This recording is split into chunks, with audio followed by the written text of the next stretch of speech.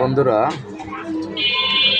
এই টিভির এই সার্কিটটা পাওয়ারে প্রবলেম হয়েছিল, হওয়ার পরে হয়তো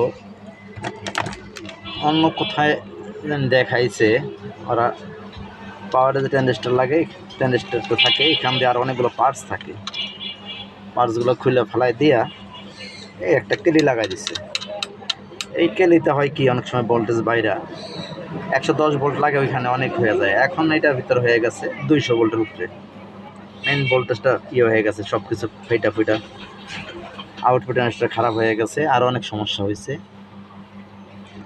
এখন আমি যদি অরিজিনালভাবে ট্রানজিস্টার লাগাই, অনেকগুলো পার্টসে এরা কী করছে, খুলে সব কিছু ফালাইয়া, এখন এগুলো লাগানো তো মুশকিল হয়ে গেছে। পার্টস যদি খুলে ফেলাই দেয় তাহলে কি মিলানো যায়? খারাপ হয়ে গেলে একটা খুলে লাগানো যায়। এখন এটা নিয়ে হয়ে আছে ঝামেলা, এই অবস্থা। কি করবো ভাবতে আছি। ধন্যবাদ বন্ধুরা।